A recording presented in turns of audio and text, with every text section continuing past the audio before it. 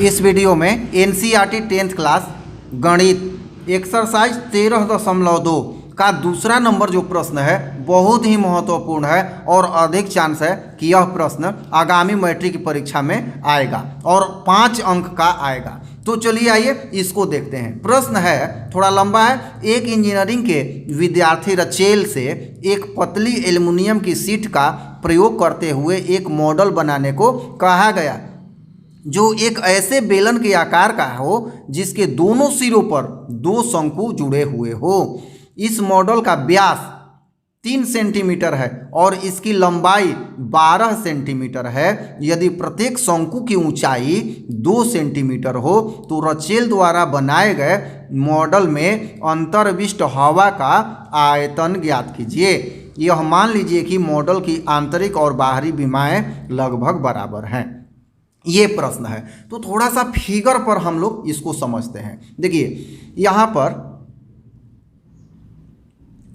ये जो रचेल है इस तरह का मॉडल बनाता है कि दोनों सिरे पर शंकु है और बीच में ये बेलन के आकार का है और प्रश्न में दिया हुआ है कि ये पूरी लंबाई 12 सेंटीमीटर है। ठीक है, ये जो लंबाई है पूरा 12 सेंटीमीटर दिया हुआ है और यहाँ जो शंकु की ऊंचाई है यहाँ से यहाँ तक अर्थात यहाँ से यहाँ तक ये 2 सेंटीमीटर है। तो ध्यान दीजिए 2 सेंटीमीटर 2 सेंटीमीटर 4 सेंटीमीटर। तो इस बेलन की ऊंचाई क्या रही होगी 8 सेंटीमीटर। 2 8 10 और 2 12 पूरा 12 हो गया। ये समझना बहुत आवश्यक है। तो बेलन और व्यास की बात करें तो जो बेलन की व्यास है 3 सेंटीमीटर वही दोनों शंकुओं की भी व्यास होगी और ये शंकु बराबर होंगे। अब आइए देखते हैं हवा का कुल आयतन, इसमें कितना हवा आएगा।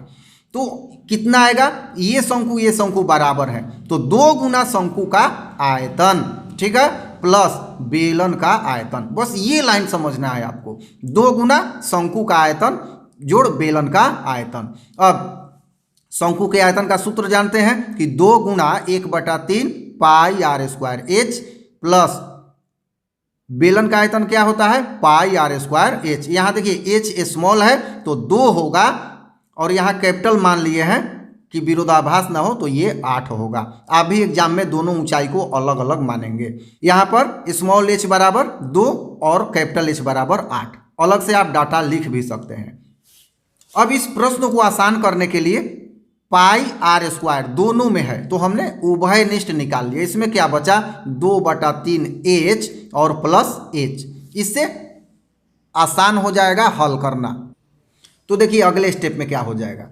पाई r स्क्वायर हमने कॉमन लिया है तो 22/7 पाई का मान और r स्क्वायर का मतलब r गुना r तो r है 3/2। क्यों? क्योंकि व्यास है 3 तो आधा हो जाएगा त्रिज्या तो 3/2 गुना 3/2 गुना 2/3 पहले से उभयनिष्ठ था और ये है h तो स्मॉल h था यहाँ तो 2 से रिप्लेस हो गया बराबर 2 है और यहाँ कैपिटल H था तो 8 पुट कर दिया गया। अब इसको हल करेंगे तो कटेगा 2 से 11 3 3 9 11 9 99 और 7 दूनी 14। यहाँ 2 दूनी 4 हो जाएगा /3 है तो एलसीएम हो जाएगा। यहाँ हो जाएगा 4 और 8 3 24 तो क्या हो जाएगा यहाँ 4 जोड़ 24/3 तो हो जाएगा यहाँ।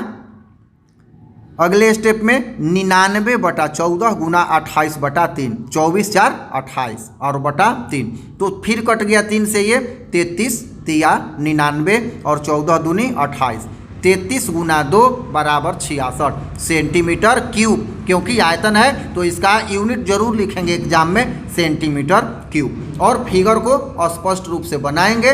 इसके बाद आपको इस तरह से अगर स्टेप वाइज बनाते हैं तो एग्जामिनर 5 में 5 अंक आपको देंगे। तो इस तरह से मुझे आशा है कि ये प्रश्न आपको समझ में आ गया होगा और किसी भी दीर्घ उत्तरीय या लघु उत्तरीय के प्रश्न का उत्तर जानना हो तो आप कमेंट जरूर करें, मैं अगला वीडियो उस पर बना दूंगा। धन्यवाद।